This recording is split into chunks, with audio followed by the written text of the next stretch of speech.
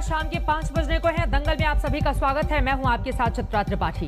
हिंदुस्तान से कोसों दूर अफगानिस्तान को तालिबान ने नर्क बना रखा है, लेकिन उसकी गूंज देश की सियासत में गूंज रही है। एक के बाद एक तालिबान के हमदर्द हिंदुस्तान में बाहर आ रहे हैं।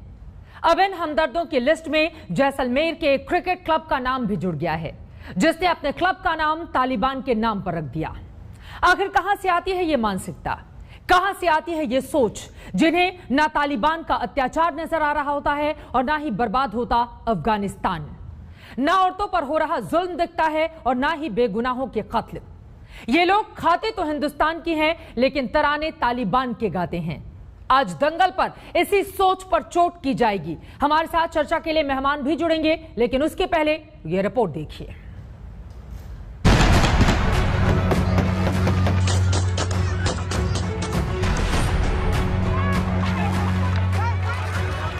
तालिबान के राज में खौफ है, दहशत है, डर है, तकलीफ है, परेशानी है, छलनी हुआ काबुल है और कराह रही आवाम है।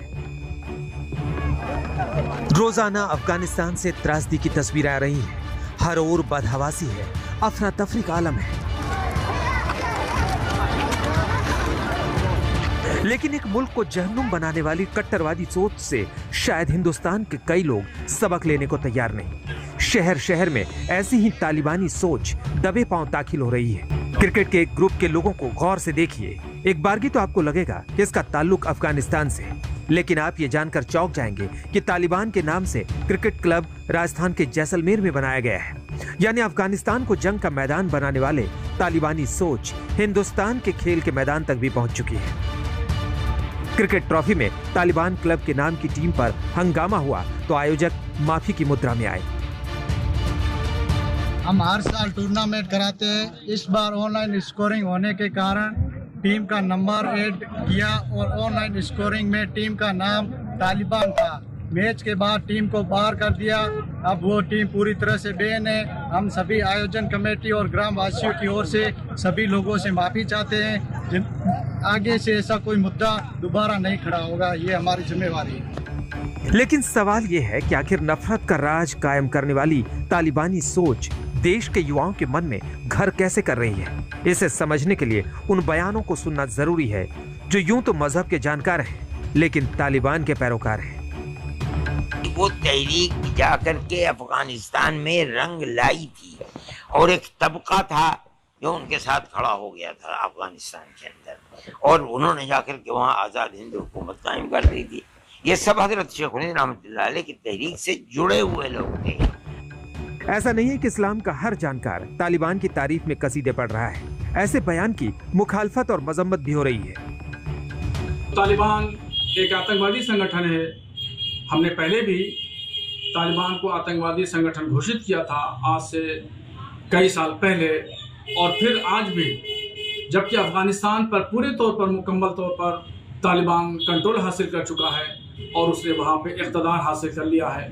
इसके बावजूद भी सुन्नी सूफी मुसलमानों की नुमाइंदगी करते हुए मैं आज ऐलान कर रहा हूँ कि तालिबान आतंकवादी संगठन है और हम किसी भी सूरत पर तालिबान का समर्थन नहीं कर सकते और हम उसको तस्लीम करने के लिए तैयार नहीं हैं। लेकिन धर्म के रहनुमाओं की ऐसी बयानबाजी है तालिबानी सोच को बढ़ावा देती है। तालिबान को लेकर बयानबाजी का ये आलम तब है जब भारत सरकार धर्म और मजहब से परे हर हिंदुस्तानी को अफगानिस्तान से सुरक्षित लाने में जुटी है। जब सतनाम श्री वाहेगुरु के जाप के साथ गुरु ग्रंथ साहिब की प्रतियों को खुद केंद्रीय मंत्री हरदीप पुरी ने दिल्ली एयरपोर्ट पर रिसीव किया तो रेस्क्यू ऑपरेशन के बीच सरकार का सद्भाव भरा चेहरा भी सामने आया। लेकिन कुछ लोगों को शायद अमन की ऐसी कोशिशें सुहाती नहीं है और वो तालिबान का जाप कर नफरत की सियासत में लगे हुए हैं। आज तक ब्यूरो। ऐसी तालिबानी सोच पर हिंदुस्तान में चोट कैसे की जाए? बहुत सारे ऐसे सवाल हैं जो खड़े हो रहे हैं। मौजूदा स्थिति जिस तरह की बनी हुई है, पहले उत्तर प्रदेश से समाजवादी पार्टी के एक सांसद का बयान आता है, उसके बाद मुनव्वर राणा, और इस तरह से दायरा लगातार बढ़ता हुआ चला जा रहा है। इस सोच पर चोट बहुत जरूरी है और इसी पर चर्चा करने के लिए कई खास मेहमान हमारे साथ जुड़ चुके हैं। उनका तारुफ आपसे करवा देती हूँ। गौरव भाटिया राष्ट्रीय प्रवक्ता भारतीय जनता पार्टी के हमारे साथ जुड़ चुके हैं। सुप्रिया श्रीनेत कांग्रेस पार्टी के स्पोक्स पर्सन हमारे साथ मौजूद हैं। अजय आलोक लीडर जेडीयू के हमारे साथ जुड़ चुके हैं। शोएब जमई हमारे साथ इस्लामिक स्कॉलर जुड़ चुके हैं और भी मेहमान लगातार जुड़ते हुए चले जाएंगे। लेकिन सबसे पहले गौरव भाटिया जी, शुरुआत आपसे ही करते हुए, चूंकि उत्तर प्रदेश से जिस तरह की आवाजें तालिबानी सोच को लेकर उठी थी वो राजस्थान के जैसलमेर तक पहुंच चुकी हैं। इस बात को लेकर सरकार कितनी गंभीर है, क्योंकि ये तालिबानी सोच अगर इसका दायरा बढ़ता है तो वो हिंदुस्तान के लिहाज से बेहद खतरनाक होगा। क्या कर रही है सरकार इसके मद्देनजर? चित्रा जी, जो पहले आपने कहा बिल्कुल सही बात कही कि ये बात बिल्कुल स्पष्ट है कि तालिबान का जो संगठन है वो मानव अधिकारों का हनन कर रहा है और भारत में अगर कोई रहता है तो उसको राष्ट्रगान से प्रेम हो सकता है, तिरंगे से प्रेम होगा, उसको हमारी सेना का जो है प्यार होगा, लेकिन वो तालिबान सोच को यहां समर्थन क्यों करता है? और बड़ा दुखद है जो आपने कहा, शफीकुर रहमान बर्क समाजवादी पार्टी के सांसद हैं, वो इसकी तुलना आजादी की लड़ाई से कर देते हैं और शायर हैं, मैं मशहूर नहीं कहूंगा, उन्होंने भी कहा कि जो तालिबान ने किया वो ठीक किया। तो हमें पहले तो ये पूछना होगा कि ये उचित है या गलत है, और ये बिल्कुल गलत है। और आपने जो कहा कि सरकारें इसमें कितनी संजीदा हैं, तो मैं इतना ही कहूंगा, जहां भाजपा शासित राज्य हैं, सरकारें हैं, वहां त्वरित कार्रवाई की जाएगी, क्योंकि हम ऐसी कोई विचारधारा जो हमारे देश में लोगों की भावनाओं को आहत करे, बांटे, इसको बिल्कुल नहीं सहेंगे। ठीक है, सुप्रिया श्रीनेत, सीधे आपका रुख करते हुए, चूंकि राजस्थान के जैसलमेर से ये मामला सामने आ रहा है और युवाओं की एक बड़ी फौज है जो कहां क्रिकेट क्लब का हिस्सा होती, लेकिन उनको बैन कर दिया गया क्योंकि उन्होंने तालिबानी क्रिकेट क्लब ये नाम रखा था। आपकी सरकार वहां पर क्या कर रही है इसको लेकर? मैं सबसे पहले तो आपको ये बात बता दूं कि ये सिर्फ हमारा डोमेस्टिक कौन क्या कह रहा है मामला नहीं है, ये बहुत बड़ा बॉर्डर सुरक्षा का इशू है और मैं आशा करती हूं कि भारत की चुनी हुई सरकार इसको इतनी ही गंभीरता से ले रही होगी जितना लेना चाहिए। अगर कोई कुछ कर रहा है यहां पर, उसको बिल्कुल उसके खिलाफ जो भी कार्रवाई हो, मुझे उससे मतलब नहीं है। मुझे ये ज्यादा अच्छा लगा कि मैं उनका नाम नहीं सुन पाई थी, लेकिन किसी एक इस्लामिक लीडर ने वहां पर कहा कि हम उनको टेरर ऑर्गेनाइजेशन मानते हैं, उनसे हमारा कोई लेना देना नहीं है। ये यूथ को भी समझना पड़ेगा। लेकिन मैं उससे बड़ी बात चित्रा जी आपके सामने ये कहना चाहती हूं कि हमारा बहुत बड़ा एक इंटरेस्ट है। पाकिस्तान का वेस्टर्न बॉर्डर आज अफगानिस्तान में तालिबान के आ जाने से वो बड़े तटस्थ हो गए, उनको अब कोई फर्क नहीं पड़ रहा है। इधर से चाइना का सपोर्ट है, इधर से अफगान में तालिबान आ गया है, हमारी गतिविधि वहां पर कम हुई है। तो मुझे ऐसा लगता है पाकिस्तान इस समय बड़ा सीना चौड़ा करके घूम रहा है और पाकिस्तान को उनकी हद में रखने के लिए जरूरी है कि भारत सरकार पूरी चौकसी से हमारी जो सुरक्षा का मामला है उसको पूरी गंभीरता से ले, क्योंकि ये सच है कि तालिबान ने जो किया है उससे उनके कहने और करने में अंतर दिख रहा है हमें। तालिबान ने आके प्रेस कॉन्फ्रेंस करी, उस प्रेस कॉन्फ्रेंस का कोई अर्थ नहीं है, क्योंकि तालिबान का चेहरा हम सबने देखा है कि कैसे छोटे छोटे बच्चों को माए फेंक रहे कि इन बच्चों को तो यहां से ले जाओ। तो मुझे जरूरी है कि आज हम एक ह्यूमैनिटेरियन अप्रोच रखें जो वहां से लोग आना चाहते हैं उनके लिए, लेकिन उससे बड़ा अपनी सुरक्षा का, अपने सामरिक हितों का ऑपरेशन देवी शक्ति इसलिए चला तो रही है सरकार, और अब तो सर्वदलीय बैठक भी बुला ली गई है ताकि विपक्षी नेताओं को भी कम से कम किस तरह का रुख रहना चाहिए भारत सरकार का, उस पर साथ लिया जाए। गौरव भाटिया जी जवाब देना चाह रहे हैं, उसके बाद बाकी मेहमानों के पास। जी गौरव भाटिया, वो कह रहे हैं कि जो हमारे बॉर्डर एरिया है उनकी सिक्योरिटी और सुरक्षा बहुत जरूरी है, उसके मद्देनजर क्या कर रही है आपकी सरकार? देखिए चित्रा जी, आपने जो बात कही, आज लोकतंत्र में हमारे कैसे मानवता जुड़ी है, इस बात को हरदीप पुरी जी ने रखा। 7 इवैक्यूएशन फ्लाइट आई। हम लोग केवल अपने नागरिकों को सुरक्षित भारत नहीं रह रहे, जो अफगानी है, सिख और हिंदू, उनको भी ला रहे हैं। लेकिन मैं सुन रहा था कांग्रेस की प्रवक्ता ने कहा कि सुरक्षा का इशू है पाकिस्तान और हाथ में रखा जाए। ये मलविंदर सिंह माली हैं, ये सिद्धू जी के सलाहकार हैं। सलाहकार कम है, ऐसा लगता है पाकिस्तान के एजेंट ज्यादा है, जिसको सोनिया गांधी ने स्टैंप लगा के भेजा है। इन्होंने कहा कि कश्मीर में भारत का कब्जा है। क्या ये सोच भारत को और मजबूत करती है, भारत की अखंडता को और आगे बढ़ाती है? मतलब यहां आके प्रवचन देना बड़ा आसान है।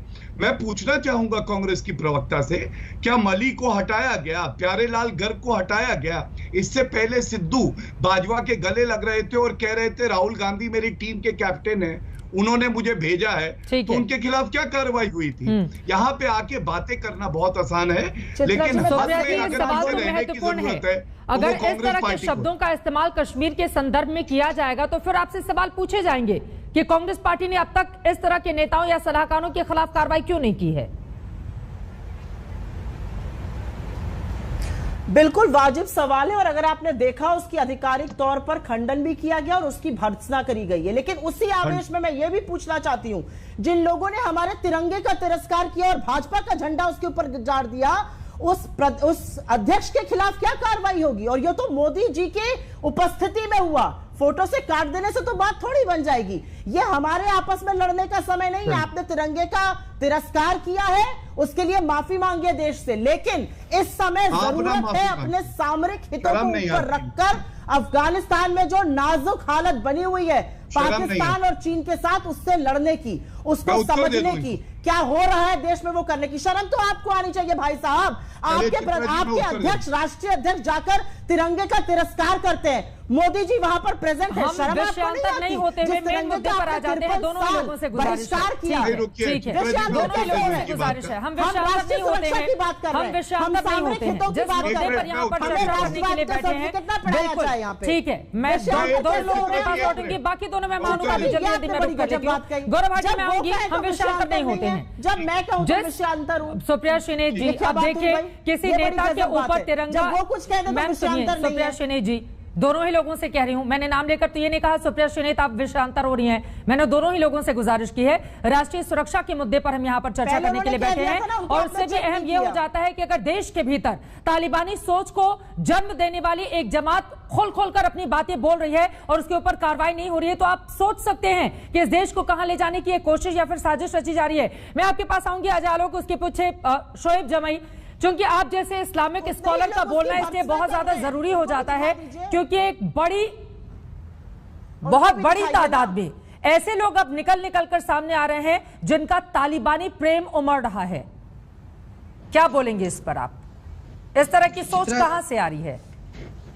देखिए चित्रा जी, मैं आपकी बात से बिल्कुल अग्री करता हूं कि अगर कोई देश के अंदर किसी भी क्लब का नाम तालिबान क्लब रखता है तो ये भावना को आहत पहुंचने वाली बात है और इस पर कार्रवाई करनी चाहिए पुलिस को, जो कानूनी कार्रवाई होती है। लेकिन एक क्रिकेट क्लब का नाम रखना तालिबान, और एक तरफ उत्तर प्रदेश कल इंदौर में जो घटना हुई, जिस तालिबानी सोच की हम बात कर रहे हैं, मैं उसकी व्याख्या करता हूं कि तालिबान क्या समझता है, वही तो करता है कि धर्म के नाम पर लोगों पे हिंसा करता है और अपनी जो है वो डोमिनेशन जो है प्रूव करना चाहता है। यही कुछ तो इंदौर में हुआ, हमने यही तो देखा कि धर्म पूछ के ही तो मारा जा रहा था। मुसलमान है, चूड़ी नहीं बेचोगे हिंदुओं के मोहल्ले में, यहाँ से निकल जाओ, बॉम्बे बाजार का यहाँ से बदला ले लो और सबको मारो। इसी तालिबानी सोच के खिलाफ हमें लड़ना है। कानपुर में क्या हुआ, उसके ऊपर आरोप लग रहे हैं कि उसने छेड़खानी की थी। नारे लगवाए, भाई बच्ची भी वहां भी थी, बिलक बिलक के रो रही थी, आपने भी देखा। मैं यही कह रहा हूं, तालिबानी सोच चाहे इंदौर में हो, कानपुर में हो या फिर ये क्रिकेट क्लब वाले,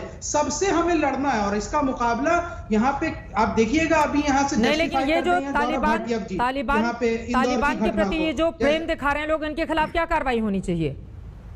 देखिए, मैं समझता हूं कि तालिबानी सोच से लड़ाई हमें हर जगह लड़नी होगी और वो लड़ाई सिर्फ क्रिकेट क्लब तक सीमित नहीं होनी चाहिए, बल्कि इंदौर, मध्य प्रदेश, कानपुर में जो घटना हुई और जो आए दिन लिंचिंग होती रहती है जय श्री राम के नाम पर, ये सब वो तालिबानी अतिवादी मानसिकता है जिसको मोहन भागवत जी ने बहुत खूबसूरत अल्फाज में कहा कि ये सब आताताई हैं। तो इनसे लड़ना होगा। लेकिन एक दूसरी पॉइंट नंबर 1 तो ये था। दूसरा पॉइंट ये है कि हमारे और गौरव भाटिया जी के बीच में सीए के मुद्दे पर बहुत ज्यादा चर्चा होती रही और मैं खुद शाहीन बाग आंदोलन से जुड़ा रहा हूं, सीएनआरसी मुद्दे से शुरू से जुड़ा रहा हूं। तो मैं एक बात कहना चाहता हूं कि ठीक है, माशाल्लाह मैं मानता हूं कि भारत सरकार, भारतीय जनता पार्टी और मीडिया बहुत चिंता करती है अफगानी नागरिकों की, हम भी करते हैं, लेकिन आपकी हमदर्दी हमसे ज्यादा है और आपने हमेशा अफगानी नागरिकों को यहाँ बिठा के बातचीत की, सायरा हो चाहे वो लड़कियां हो। तो मैं सिर्फ इतना कह रहा हूं कि भाई हमारा डिमांड तो यही था ना कि आप सीए पे संशोधन कर दीजिए मान्यवर, और जो अफगान के जो मुसलमान नागरिक जो प्रताड़ित हो रहे हैं और जो आना चाहते हैं देश में, उनको नागरिकता दे दीजिए। हमारी आपकी लड़ाई भी खत्म हो जाएगी और सीए का मुद्दा भी हल हो जाएगा। चलिए ठीक है, उनके हमदर्द नहीं। गौरव भाटिया जी से मैं जवाब लूंगी। अजय आलोक की एक टिप्पणी ले लेती हूँ और यासूब अब्बास साहब भी हमारे साथ आ चुके हैं, शिया धर्मगुरु, उनके पास भी जाऊंगी, लेकिन उसके पहले अजय आलोक जी। हमदर्द है और कौन नहीं है। ठीक है अजय जी, इस देश के भीतर भी इस तरह की सोच, जो एक तरफ तालिबानी प्रेम दिखा रहे हैं तो वहीं दूसरी तरफ धर्म के आधार पर, धर्म का नाम लेकर अगर लोगों को पीटा जा रहा है, उन्हें मारा जा रहा है, तो उस स्थिति को रोकने की भी जिम्मेदारी तो हमारी ही है, उस पर भी चोट किए जाने की जरूरत है।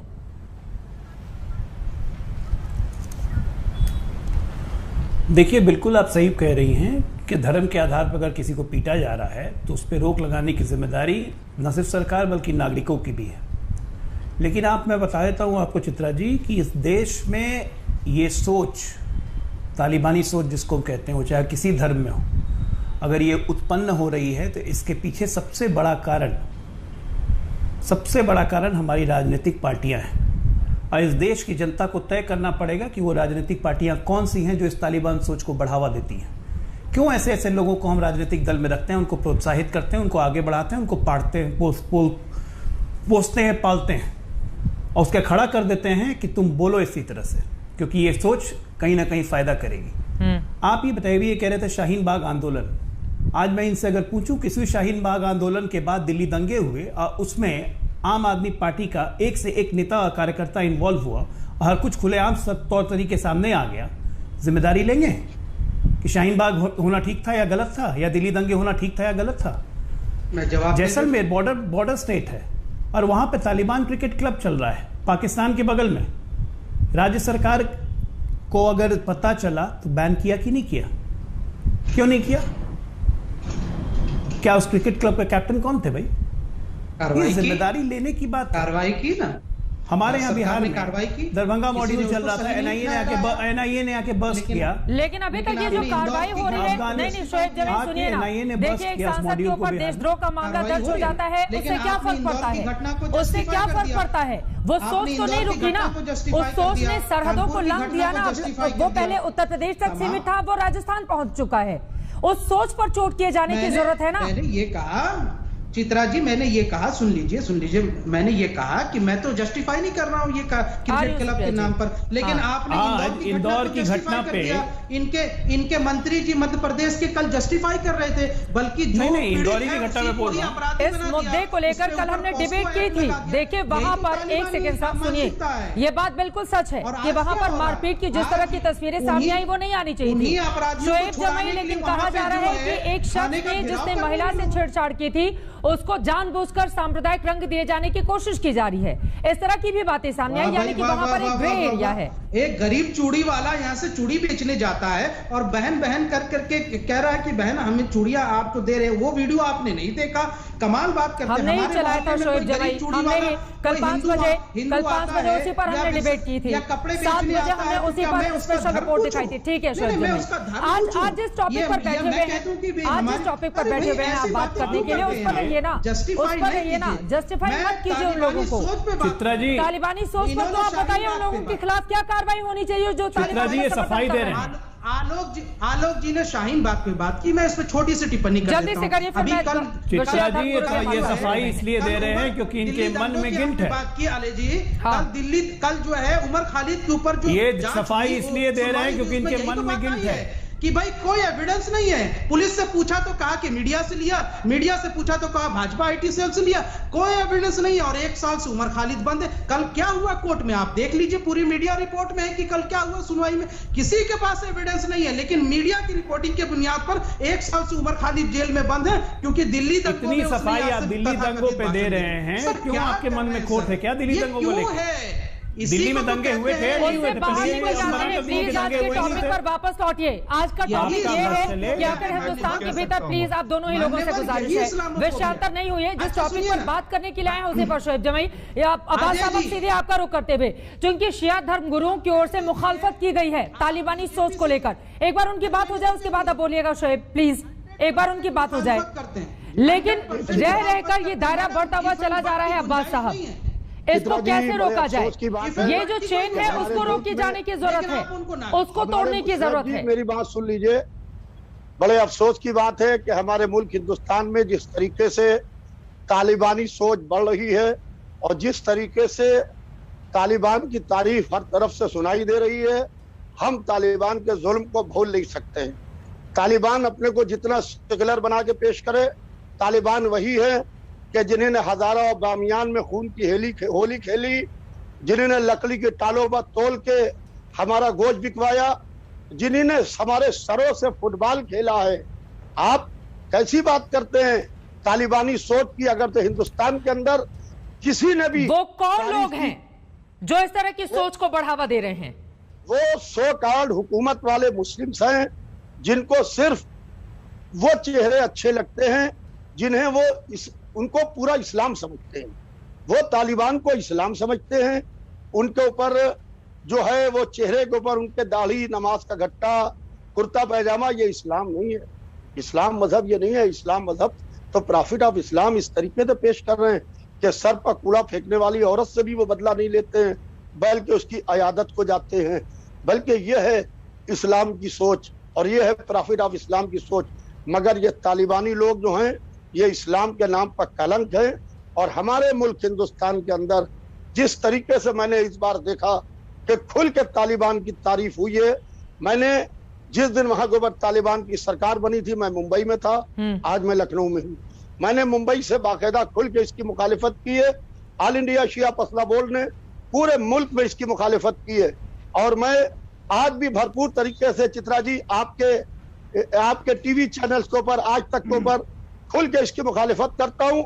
और ऐसे लोगों के ऊपर सख्त से सख्त कार्रवाई होना चाहिए जो लोग इस तालिबानी और यही बहुत ज्यादा जरूरी हो जाता है, क्योंकि गौरव भाटिया जी, अगर ऐसे लोगों को नहीं रोका गया, यकीनन सोच को दूसरों के ऊपर लादने की कोशिश कर रहे हैं चित्रा जी। ठीक है, यकीनन अगर ऐसे लोगों के खिलाफ कार्रवाई नहीं की गई तो फिर वो नासूर बन सकते हैं गौरव भाटिया जी, और ऐसा दिखता नहीं है। चाहे उत्तर प्रदेश में देखिए, मामला दर्ज कर लेना, उसकी मुखालफत कर लेना, उसकी निंदा कर लेना एक तरफ, लेकिन ये जो सोच लगातार अपने दायरे को बढ़ा रही है, उसको रोक पाने में क्या सरकार नाकाम साबित हो रही है? वो भय पैदा नहीं कर पा रहे हैं आप लोग ऐसे लोगों के भीतर? मैं बताता हूँ चित्रा जी। पहले तो मुनव्वर राना की बात करें, उन पे तो एफआईआर हो गई, कार्रवाई भी होगी, तो मतलब कार्रवाई की शुरुआत तो एफआईआर से होती है। जब यही सवाल आपने जैसलमेर में तालिबान एक क्लब बनाया गया, वो राजस्थान में है, कानून व्यवस्था की जिम्मेदारी राजस्थान सरकार की है। क्या आपको कोई उत्तर मिला कांग्रेस की प्रवक्ता से? क्या उन्होंने बताया कि एफआईआर भी हुई है? मैंने जो बयान बताया कि भारत की सेना ने कब्जा कर रखा है कश्मीर पर, ये मल्ली कहते हैं जो सलाहकार है सिद्धू के, उन्होंने क्या कहा? अरे हमने निंदा कर दी, दिखा दीजिए सोनिया गांधी, राहुल गांधी का एक भी ट्वीट कि निंदा करी हो। निंदा भी नहीं करी और ना कार्रवाई हुई, ना हटाए गए। लेकिन हमारा देश कैसे बदल रहा है, मैं ये बात जरूर आपको बताऊंगा। आज 3 पवित्र स्वरूप गुरु ग्रंथ साहिब जी के हम लोग भारत लाए, हमारे केंद्र मंत्री वहां खुद पहुंचे। और याद करिए किस तरह से 1984 के दंगे हुए थे, 35 साल तक इंसाफ नहीं मिला था हमारे नागरिकों को। राजीव गांधी प्रधानमंत्री थे, उन्होंने कहा था बड़ा पेड़ गिरता है धरती हिलती है। सज्जन कुमार एमपी बन गए, जगदीश टाइटलर को मंत्री बना दिया गया। आज तो कम से कम पर हम डिबेट कर रहे हैं, हम बार बार इधर उधर क्यों जा रहे हैं? मैं आपसे पूछ रही हूँ कि मामला दर्ज कर लिया जाना, अगर वही एक नजीर बन जाता तो फिर ये दायरा इतना ज्यादा बढ़ क्यों जाता? मैं आपको एक और बहुत सारे लोग ऐसे हैं जो खोलकर बोल रहे हैं, बहुत सारे ऐसे हैं जिनके मन में वो तालिबानी सोच है। ऐसे लोगों को अगर नहीं रोका गया तो वो समाज के लिए कितने खतरनाक है, क्या अंदाजा है इस बात का सरकार को? मैं आपको बताता हूँ चित्रा जी, इससे पहले भी आपको पता है कुछ आतंकवाद संगठन के तार जब उत्तर प्रदेश में मिले, उनकी गिरफ्तारी हुई। हो हल्ला कौन मचा रहा था? तुष्टीकरण की राजनीति करने वाले कांग्रेस पार्टी और समाजवादी पार्टी। आज तक पे कहता हूं, डंके की चोट पे कहता हूं, जहां भाजपा शासित राज्य हैं, देश विरोधी आवाज अगर उठेगी तो कुचल दी जाएगी, उनको जेल की सलाखों के पीछे डाल दिया जाएगा और ये एक नजीर बनेगी कि आगे चल के कोई ना करे। लेकिन सवाल आज ये भी है कि ये जो सलाहकार है, ये पाकिस्तान के सलाहकार है या फिर ये भारत में रहते हुए एक नेता के सलाहकार? चलो सुप्रिया, मैं फौरन आपके पास आऊंगी। एक छोटे से ब्रेक के लिए हमें यहाँ पर रुकना पड़ा है, लेकिन अपने आप में बड़ा सवाल, जरा सोचिए, एक हफ्ते हुए तालिबानी शासन को वहां पर, उसके बाद लगातार उसका दायरा बढ़ता हुआ चला जा रहा है। तालिबान से जिस तरह की तस्वीरें सामने आ रही हैं, उसे समूची दुनिया को परेशान करके रखा हुआ है। किस तरह के जुल्मों सितम, किस तरह के अत्याचार, महिलाओं को लेकर कैसी कैसी तस्वीरें जो रोंगटे खड़े कर देती हैं। उस तालिबान को अगर हिंदुस्तान के भीतर बैठे लोग समर्थन कर रहे हैं और बेपनाह प्यार लुटा रहे हैं, तो ऐसे लोगों के खिलाफ किस तरह की कार्रवाई होनी चाहिए। और ये जो चेन बढ़ती हुई चली जा रही है, उसको रोक पाने में अब तक सरकार, प्रशासन, शासन नाकाम क्यों साबित हो रहा है, यहीं से चर्चा में आगे बढ़ेंगे। तालिबान के हमदर्द देश के लिए सिरदर्द बनते हुए चले जा रहे हैं, क्योंकि खाते वो हिंदुस्तान के हैं लेकिन गा रहे हैं तालिबान की।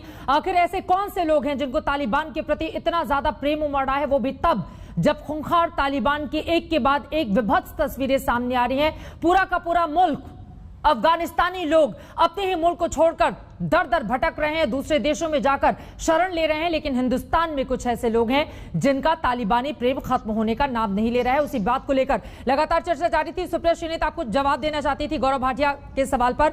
उनकी ओर से स्पष्ट कहा गया है, यूपी में जिन लोगों ने भी तालिबानी राग गाने की कोशिश की, उनके खिलाफ मामला दर्ज हो गया है। राजस्थान में क्या किया आपकी सरकार ने? आई एम श्योर कानून जो है वो राजस्थान सरकार अच्छी तरह से अवगत है, और जो कानूनी कार्रवाई करनी होगी वो बिल्कुल करेगी, ये मेरा पूरा विश्वास है। लेकिन मैं थोड़ा बढ़ के इससे बात करना चाहती हूँ, और मैं बढ़ के इसलिए बात करना चाहती हूँ क्योंकि ये तू मैं का विषय नहीं है। चित्रा जी, मैं फिर से कहूंगी, ये इसलिए विषय नहीं है क्योंकि पाकिस्तान और चाइना की जो साठगांठ है वो सबको पता है। हमने LTTE और श्रीलंका ने जब बात करी थी तो उनकी बातचीत में सम्मिलित होने से मना कर दिया था, क्योंकि हम LTTE को एक टेरर ऑर्गेनाइजेशन मानते थे। आज हमारा स्टैंड अभी तक ये क्लियर नहीं है कि हम तालिबान से बातचीत करेंगे आधिकारिक रूप से या नहीं करेंगे। 26 अगस्त को हमने अमेरिका, बैठक बुलाई है, चीन के साथ दोहा में बातचीत अटेंड करी।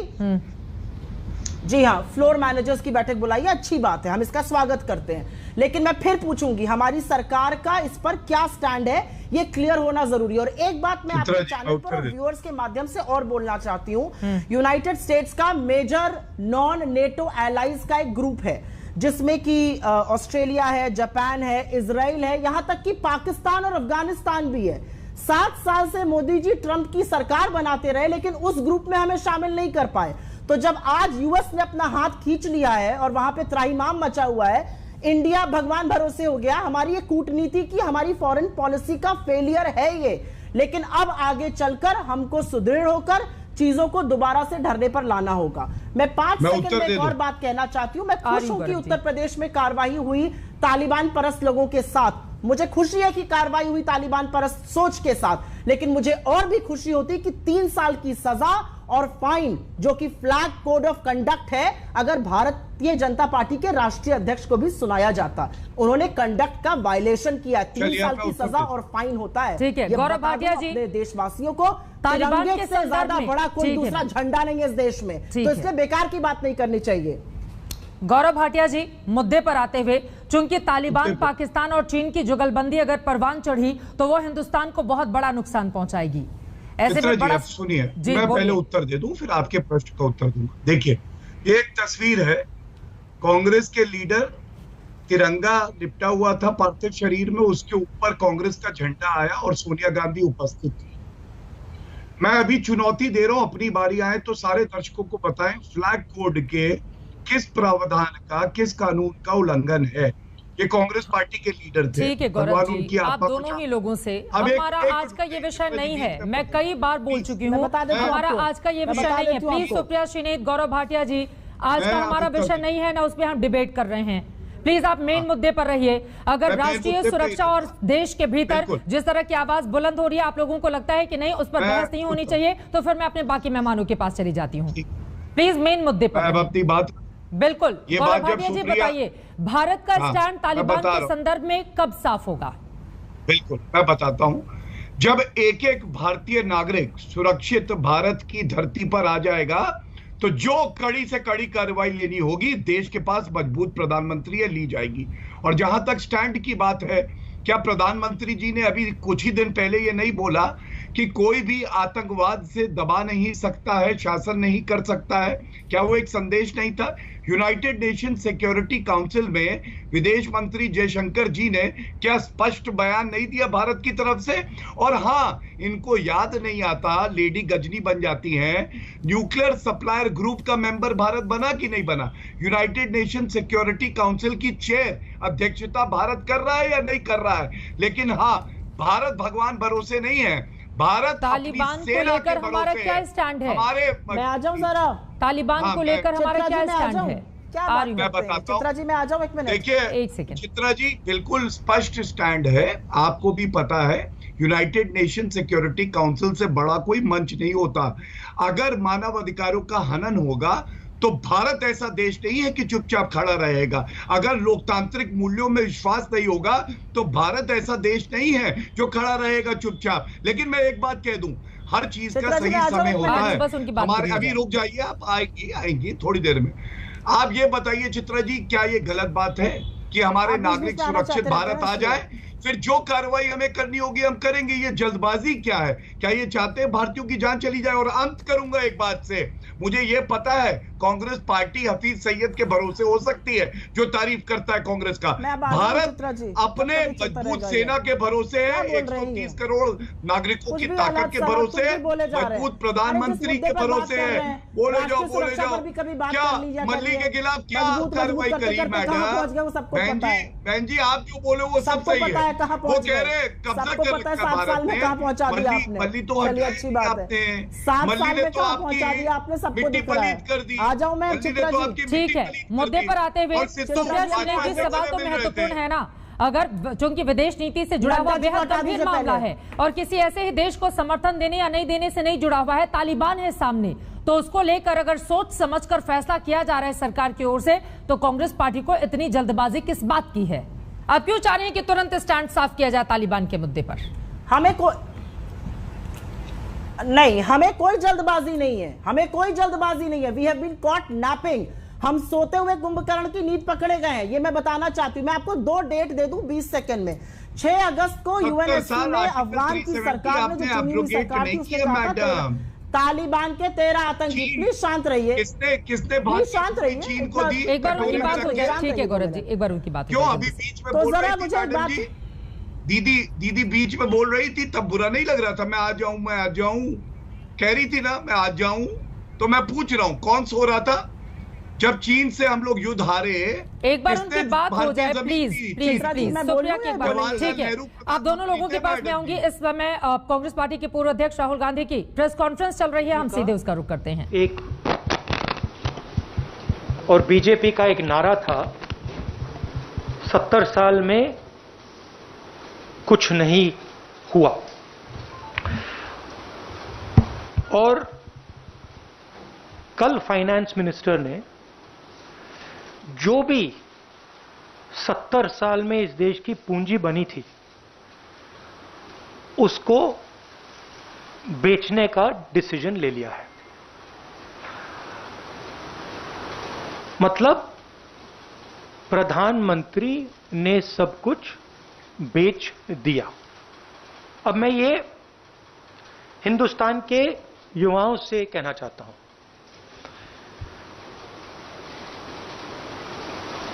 आपके हाथ से रोजगार छीना, कोरोना में आपकी मदद नहीं की, आपके जो किसान माता पिता हैं उनके लिए 3 स्पेशल कानून बनाए। और आज मैं यहां यह पढ़ना चाहता हूं कि प्रधानमंत्री अपने मित्रों को हिंदुस्तान का क्या क्या बेचकर दे रहे हैं। और इसको पढ़ने से आपको पता लग जाएगा, मुझे कहने की भी जरूरत नहीं होगी कि कौन सा एसेट किसको जा रहा है। और ये जो सिलेक्शन किया गया है, ये किन लोगों के लिए किया गया है और किस प्रकार से उनको फ्री गिफ्ट दिया जा रहा है। तो शुरुआत करता हूं मैं रोडवेज।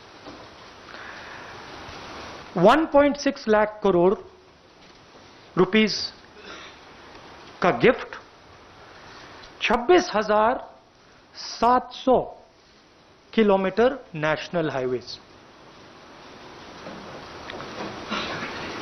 रेलवेज जो इस देश की रीढ़ की हड्डी है, जिसके बिना भाई और बहनों देश के गरीब लोग एक शहर से दूसरे शहर में नहीं जा सकते। आज जो लोग ट्रेन में बैठे हैं, आप सुनिए, 1.5 लाख करोड़ रुपए रेलवेज, 400 स्टेशन, 150 ट्रेनें, रेलवे ट्रैक और वुडशेड। और जो हमारे रेलवेज के एम्प्लॉई हैं, आप भी बात समझ लीजिए, जब ये रेलवे से छीनकर किसी प्राइवेट एंटिटी को दिया जाएगा तो आप समझ लीजिए आपके रोजगार का क्या होने वाला है। मुझे समझाने की जरूरत नहीं है। उसके बाद special gift power transmission, 42,300 circuit kilometres of transmission network, power generation 6,000 megawatt hydro solar wind assets from NHPC, NTPC, NLC, national gas pipeline 8,000 kilometre, GAIL की पाइपलाइन। किसको जा रहा है आप जानते हो,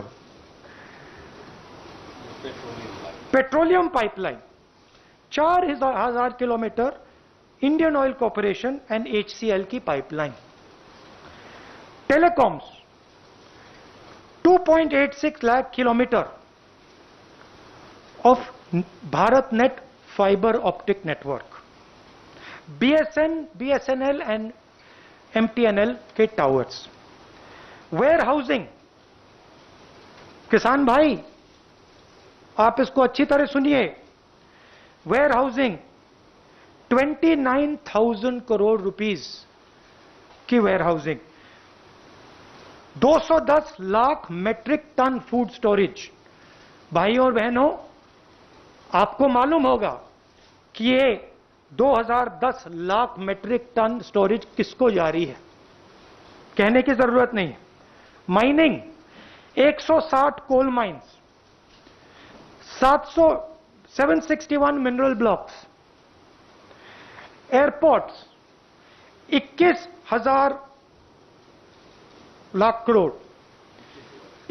करोड़ सॉरी, 25 एयरपोर्ट्स।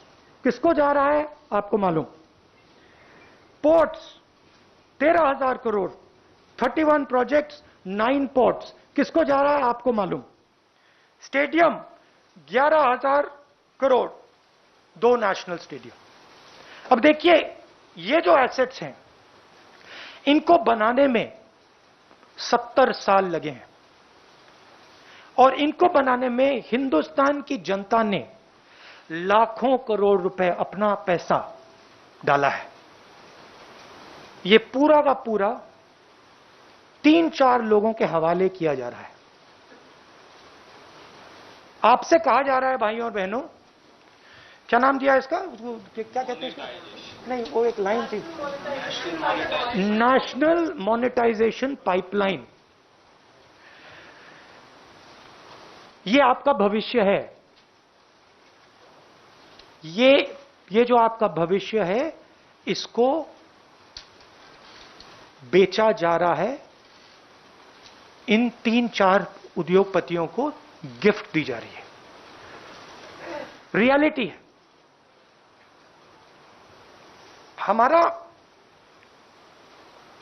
हम प्राइवेटाइजेशन के खिलाफ नहीं है।